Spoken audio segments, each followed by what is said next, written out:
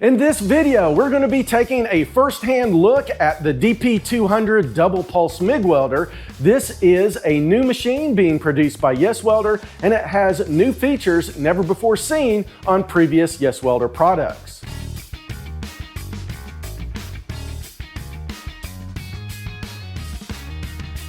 The DP200 is capable of MIG welding both steel and aluminum. It will also DC Lift TIG, it will MIG weld flux core, and also stick weld. The Pulse feature will allow you to weld thinner material and make better looking welds at the same time. One of the first things that will grab your attention when you first look at this machine is the new 7-inch color LCD screen, which allows easy navigation of the features and settings. The software for this machine is upgradable through the built-in USB-C port. The welder will run on both 120 and 240 volts, and it has 50 memory slots so that you can save all of your favorite custom and dialed-in settings. As of filming this video, the DP200 is only available through pre-order. You can pre-order one over on the YesWelder webpage for only $30, and it is refundable if you decide that you want to change your mind. While you're over there on the YesWelder webpage, be sure and use the discount code MAKINGSTUFF to save 10% off your entire order. Now, it won't work on the pre-orders, but it will work on just about everything else over on the YesWelder webpage. And if you're watching this video in the future, say after the pre-order is over and the machine has been released into production, just go down to the description, check the links out down there. I will keep the current status of this machine in the links down in the description of this video. The welder I'm going to be showing you in this video is a prototype machine, so there may be some differences between it and the final release of this product. And also I want to point out, YesWelder did send me this machine for the purpose of making this video so I can give you guys a first-hand look of the DP200. Okay, so let's start out by configuring this machine to MIG weld some 1/8 inch mild steel, and we can also take a look at this 7-inch screen at the same time. Now, the way the screen works is there's a middle knob, and you move that back and forth to make your selection, and then when you land on the setting you want to change, you just push in on that middle knob. Now, this one I'm going to set to steel. And then we will move over to the gas, and I know a lot of people use 75-25 gas when they're MIG welding steel. This machine does not have a setting for 75-25, but I've already talked to YesWelder, and I believe they're going to add 75-25 to the production version of this machine. This prototype, however, does not have that. So I'm going to select the closest thing, which is 80-20 gas. Then next I'm going to move over to my diameter of the wire setting, and I'm using 030 wire. So let's move up here and select 030, and the thickness is already set to 1/8 of an inch. And over here in the right hand corner are the memory presets. We'll go into those later.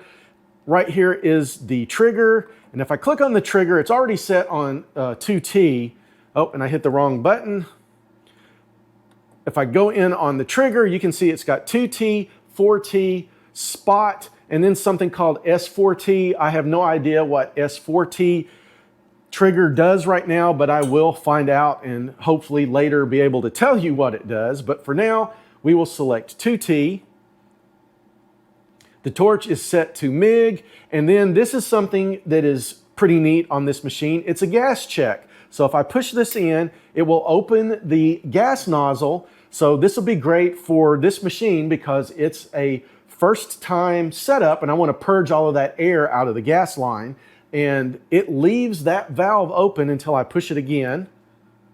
So that will have purged all of the air out of the line. You can also use it to check your gas. This one, we are going to skip over the pulse, and then the advanced mode. This is where you can go in and set things like pre-flow, post-flow gas, and inductance. If you also notice, there is a right and a left knob. Now this you can use to control the speed and the voltage that is currently set on the machine, and it's just self-explanatory. If I want to dial back the speed, which is inches per minute, I just crank this knob backwards, and if I want to increase or decrease the voltage, I just turn the right knob. And this is a perfect opportunity to show you that this has a temperature controlled fan. You just heard that fan kick on. It only turns on when it's needed. So this is a quiet machine. It doesn't have this roaring fan that just runs constantly in the background when you're trying to work out in your shop. It turns on and off only when it's needed. Okay, so the machine is set up and ready to weld 1/8 inch mild steel, and I've got some scrap tube sections that have a 1/8 inch thick wall. Let's see how well it will weld.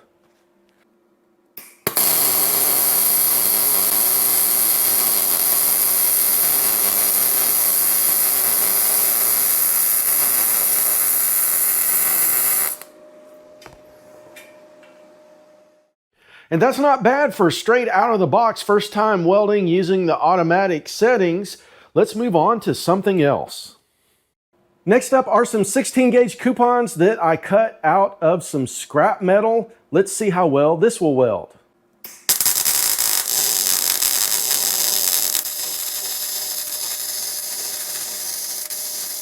And that's pretty good for 16 gauge right out of the box. Again, I was using those automatic settings that YesWelder has programmed in for 16 gauge steel. Next up will be some 20 gauge sheet metal. This stuff is getting pretty thin. You can see I can easily bend this. And this stuff does tend to bend and warp rather easily, so I've placed this piece of railroad track right here on the edge to help hold this down so it doesn't try to curl up out from under me while I'm welding it.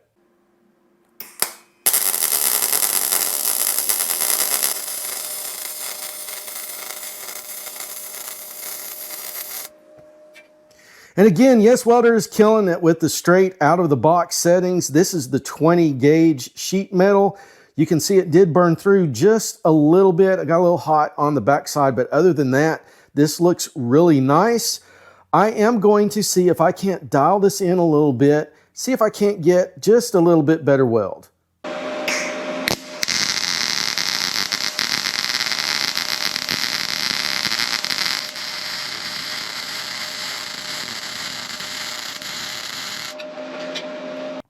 Okay, and here's the result of my dialed in settings on that 20 gauge sheet metal, and that looks awesome. I am very satisfied with the way that looks. And if we look here on the back, not very much of the heat soaked through, so we're good there. You can also see right here, I was talking about how this stuff likes to bend and warp easily while it's being welded on. But other than that, I am very satisfied with the outcome of my dialed in settings. If you recall earlier in the video, I mentioned that the DP200 has a USB port and it's updatable with files from YesWelder. Well, guess what? I've got an updated machine. And one of the most noticeable changes in this update is the addition of the Dark Theme user interface. I really like the way this Dark Theme user interface looks. Everything just pops. It's much easier to read. And with the combination of this large 7-inch screen, YesWelder has knocked it out of the park with this one. This is one of the best looking displays I've ever seen on a MIG welder. So here's something I bet your welder doesn't have at home, and that is a help screen. So when I push the help button right here, you can see it goes into the help screen, and right here at the beginning, it shows all of the different welding modes and how you should have the machine set up. So for instance, I should have, for MIG mode, I should have electrode positive, ground clamp negative. I can scroll through here and see, like here it is with the spool gun, flux core mode. Now flux core is different. Flux core is electrode negative. So it's all right here and it's all pictured graphically so you can easily set up your machine the way it needs to be for the mode that you're using. Now if I turn this knob over here on the left, you can see that scrolls down through this menu on the left hand side of the screen. And here we've got controls. And if I scroll through here, it just tells me about all the different controls, menu settings. We can go down here to setups, and it's going to show me how to set up the machine. For instance, here's how I would set up the machine to use a spool gun. If I'm welding aluminum with a spool gun and I've never done it before, this will show me how to set it up. And then I can keep going. This will show me how to set up the graphene liner in the MIG torch so that I can just regular MIG weld without a spool gun, MIG weld aluminum. And this is really interesting. I can just go down through here, like the machine specs, accessories, just everything. This is like having the user manual at my fingertips right here on the screen. Okay, up until now, we've been using the standard MIG function of this welder, but this is a single and double pulse MIG welder. So I've got some 16 gauge steel set up here, and I'm going to weld it with the single pulse. And while I'm welding, I want you to pay attention to the sound that it makes.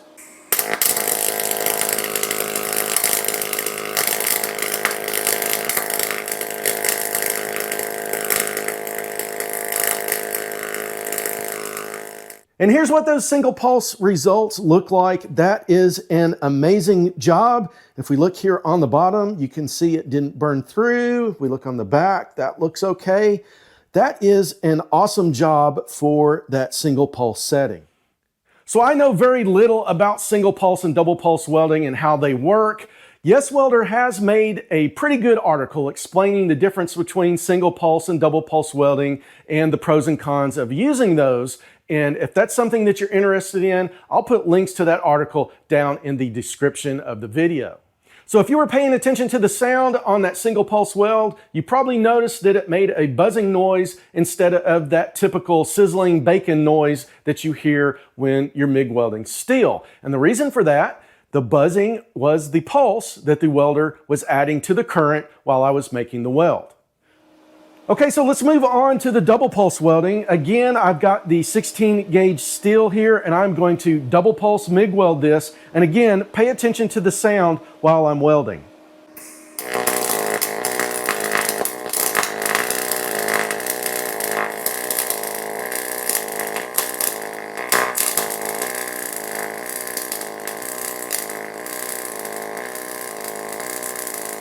And here's the results of that double pulse welding. You can see it did a pretty good job, and there's what the bottom looks like, and there is the back side. So there is double pulse welding on 16 gauge steel. So if you were paying attention to that last weld, not only did you hear the buzzing noise from the single pulse, but there was a second pulse that was added in there by the machine, hence dual pulse. And what it was doing was alternating between a high and a low amperage setting. And what this does is it just alternates back and forth, high, low, and that helps keep from adding a lot of heat into the piece that you're welding on. All right, so let's move on and try something different like aluminum. I've already got the machine set up to weld aluminum. I had to install a graphene liner in the torch, and I also had to change out the drive wheel. And I've got some 1/8 inch aluminum that's ready to weld here, and I'm going to be using the default out-of-the-box settings that the machine has set up for 1/8 inch aluminum. Let's see how well it will weld.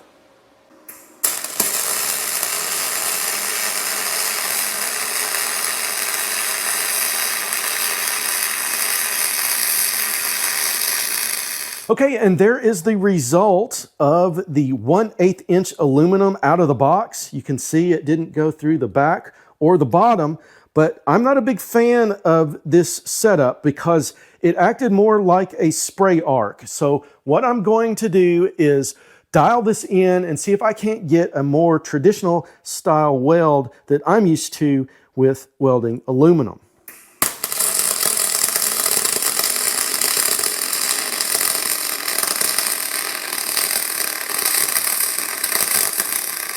Okay, so that's the type results I like to see when I'm welding aluminum. You can see it didn't go through the bottom, and that is just an excellent little stack of dimes right there. And just for reference, that was the first weld, and then there was my dialed in weld. So yeah, once you get it dialed in, this machine does a really decent job welding aluminum.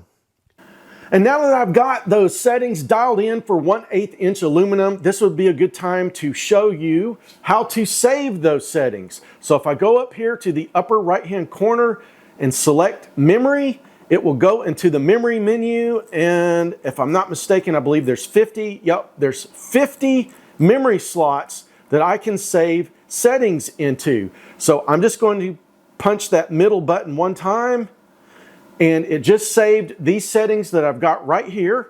So I will go back in, and you can see here are those settings that I just saved. Now, it called this just slot number 1. I want to know what these settings are, because in the future I'm going to forget what slot number 1 is. So if I go in here and I just hold this middle button down again, you can see it goes into this little keyboard layout, and I can go in here and just name my preset, whatever I want to call it. And we will call this one just 1/8 aluminum.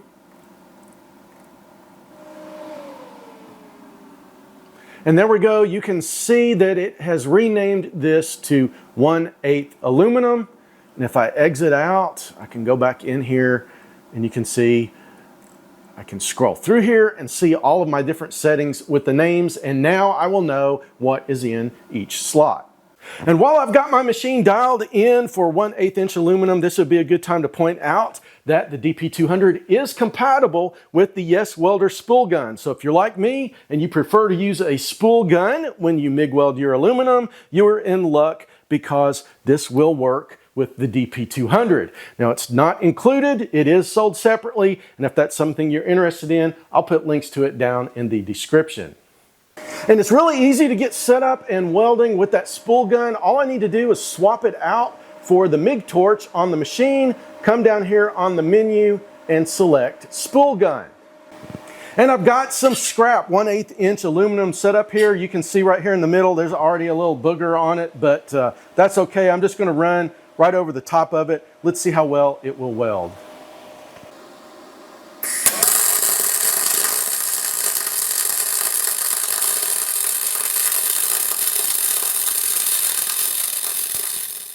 And that's what it looks like with my 1/8 inch aluminum and the spool gun. That is an awesome looking aluminum weld. So I want to point out that the DP200 is capable of doing DC lift TIG. That means it will TIG stainless steel and regular steel. However, it will not TIG aluminum, because you need AC current for that, and this is only a DC machine. And I had planned on doing some TIG welding with the DP200. Now remember, it does not come with the TIG torch. And the TIG torch that I had on hand here in the shop is too small to fit into the front of the machine, so I won't be able to do any TIG welding demonstrations today on the DP200. And I do want to point out that YesWelder has informed me that they do plan on having different bundle packages. So they'll have bundle packages with TIG accessories in it and maybe spool gun accessories. I don't really know at this point what they're going to have, but when the machine is released, I will update the links down in the description, and we'll have all the info down there. So depending on when you're watching this video, whether it's right now when the video is posted or later in the future, just go down there in the description and I'll have the most current information for you. So this has turned out to be a really awesome machine. I really love that 7-inch screen and all the information that's right there at your fingertips. I also like those 50 memory slots that the machine has, so I can save my settings and name them and then know what is in each slot. I really can't wait to get my hands on this with some big projects and see exactly what all this machine is really capable of doing. So I hope you liked the video. If you did, please smash that like button. Give me that big thumbs up. And also, I'd like to hear from you guys. What do you think about the DP200? Are you going to pre-order one? Are you going to wait for it to come out and then buy one? Let me know down in the comments. I'd love to hear from you guys. And also, if you aren't a subscriber, please consider hitting that subscribe button and ringing that bell so you don't miss any upcoming Making Stuff videos. And thanks for watching.